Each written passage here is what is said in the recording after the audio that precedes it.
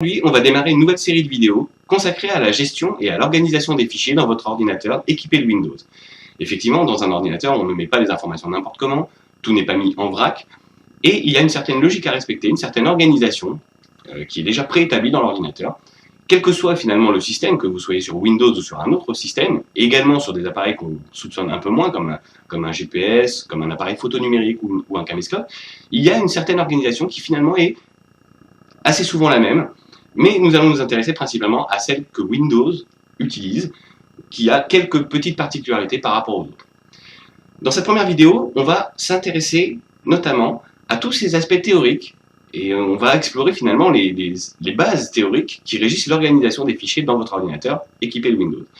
Nous n'allons pas manipuler directement Windows, tout simplement parce que, avant de manipuler quoi que ce soit, il est bien entendu préférable de savoir ce qu'on fait. Sans plus attendre, un petit générique, et on va pouvoir entrer dans le vif du sujet.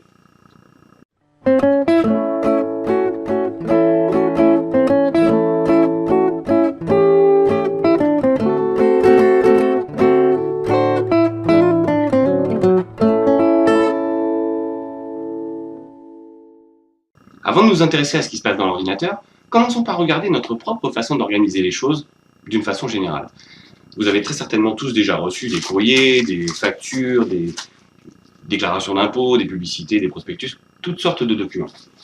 Bien, tous ces documents-là, on ne les met pas n'importe comment. Là, bien évidemment, je les ai tous posés en vrac, mais l'idée, c'est qu'on va essayer de les ranger. On ne va pas laisser tout ça en vrac, sinon, ça devient vite la pagaille, et on n'y retrouve plus rien.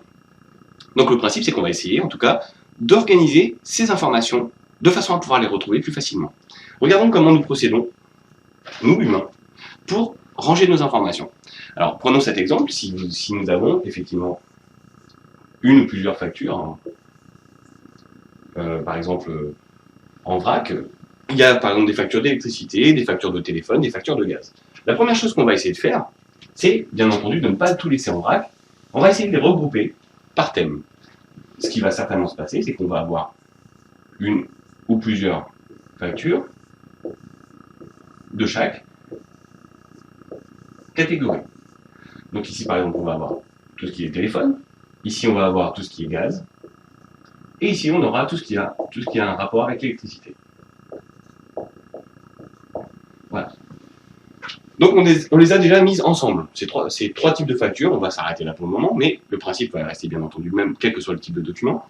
On va les mettre plus ou moins ensemble, par catégorie. Donc toutes les factures de téléphone ensemble, toutes les factures de gaz ensemble, et toutes les factures d'électricité ensemble.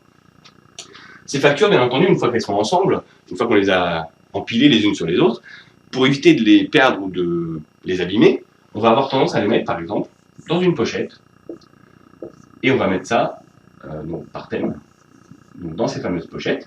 Donc la première pochette, tout naturellement, on va l'appeler tel, comme pour téléphone. La deuxième, on va l'appeler gaz. Et ici, on va l'appeler élec. Voilà, pour électricité.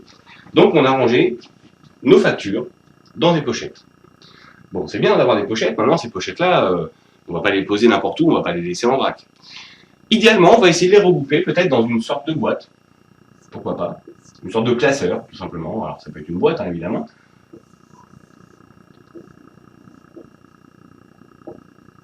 Et sur ce classeur, on va y mettre une étiquette qui indiquera que ce sont des factures. Tout ça, ce sont des factures. Donc dans ces factures, bien entendu, il y aura une pochette électricité, une pochette gaz, une pochette téléphone, à l'intérieur desquelles on trouvera toutes les factures d'électricité, qu'on pourrait éventuellement classer par date, toutes les factures de gaz, également toutes les factures de téléphone. Voilà, on a une pochette par exemple. Mais rien ne nous empêche d'avoir fait la même organisation, d'avoir eu le même type d'organisation pour d'autres éléments qui sont peut-être complètement différents. On peut imaginer avoir, par exemple, des photos de vacances. Ici, on peut avoir des photos. Et on va avoir les vacances, par exemple, de 2012. Donc on va appeler ça 2012. Et puis on va avoir des vacances de 2010, ou de 2011, par exemple. 2011. Et donc toutes ces photos-là, eh ben, on va les ranger également, d'une certaine façon, dans un album photo.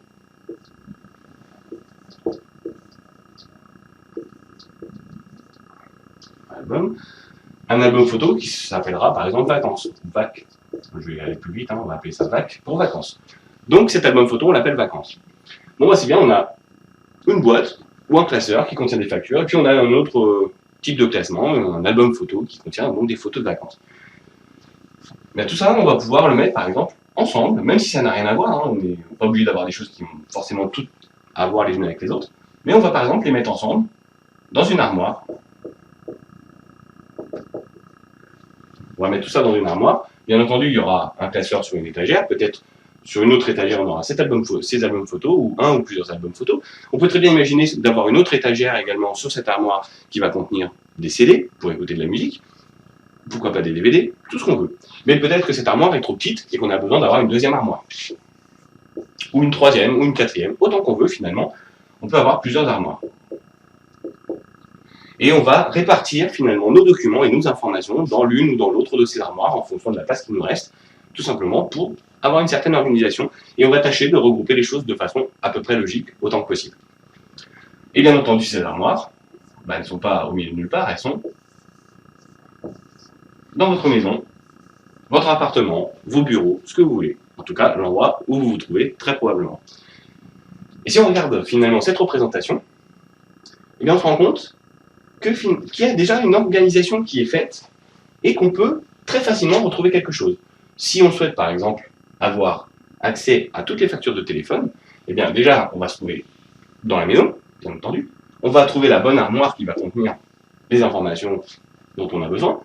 Et on sait qu'on a affaire non pas à des photos de vacances, mais bien sûr à des factures. Et que dans ces factures, on a une pochette qui va contenir les factures de téléphone, et à l'intérieur de laquelle on va trouver toutes les factures de téléphone. Voilà globalement comment on organise les choses dans la vie de tous les jours, dans le monde réel.